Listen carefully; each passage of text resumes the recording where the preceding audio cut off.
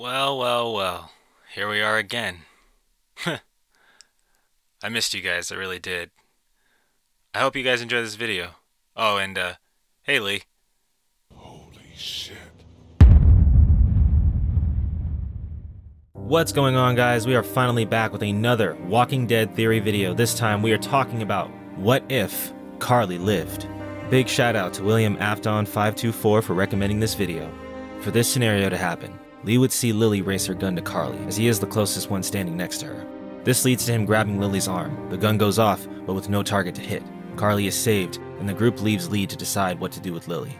If you decide to let Lily stay, Carley will volunteer to watch her the rest of the way. If you decide to leave her, then the scenario is the same as it was in canon. Either way, Lily still ends up separated from the group, despite what you do. The scenarios leading up to Duck's death would play out the same way as well. Lee would be there for Kenny after losing both his wife and son, while Carley stays at Clementine's side.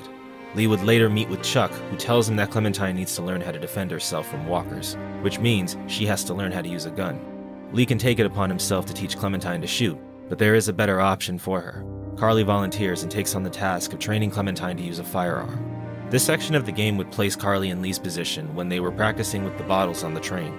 Carley would tell Lee that she's thankful to be alive because of him, and explains how important he and Clementine are to her. She says the only way she can make it up to them is ensuring that Clementine is capable of handling herself. Clementine's progress as a shooter would also increase, given that Carley was the better shot. The group would eventually meet Omid and Krista, and Lee and Clementine would check out the station, with Carley to accompany them. They would still encounter the walkers that were lurking in the dark, but Carley being there with them would even out the odds, and they'd beat the walkers without too much effort. The rest of the episode would play out the same way originally. We fast forward to the beginning of episode 4, after Lee and Kenny heard the stranger's voice over the radio. The group runs through the streets, trying to avoid the walkers after the bells were rung. With Carley staying close to Clem, Ben isn't given the opportunity to abandon her like he did in canon. Chuck would still help out to keep the walkers away, however, he does still end up getting separated from everyone else. The group would finally make it to the mansion, where they can rest up after securing it. We'll skip to when Lee and Kenny are leaving to make their way to the docks. Carley tells Lee she'll look after Clementine while they're gone, and tells him to be careful. She kisses him to show her concern for his safety.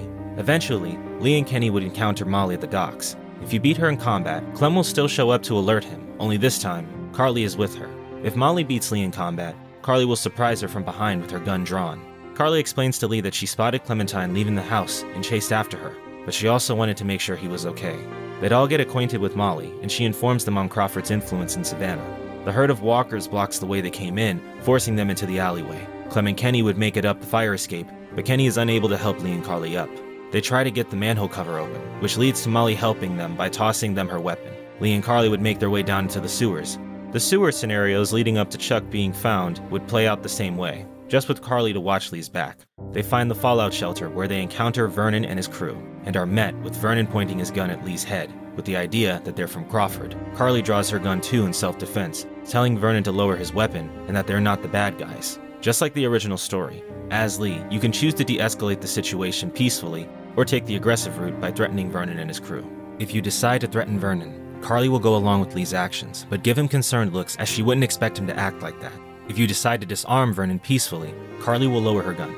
Vernon helps them find their way back to the mansion and agrees to check Omid's wound, which eventually leads the group to discussing how to infiltrate Crawford to find medicine, fuel, and a battery for the boat Clementine discovered. If you decide to bring Clementine along, Carley will tell Lee to give her Vernon's gun. If you decide not to, Carley gives her own gun to Clementine and tells her, "Take care of this for me, I'll be back for it," showing the bond that she and Clementine have made over the course of the story. Carley nods her head to Lee, and the group sets out for Crawford. And that, guys, is where we are going to stop here. Please stick around for part 2. I know you guys have been waiting for these, so I will not take too long to get the next video out. Be sure to drop a like and subscribe to the channel if you are new.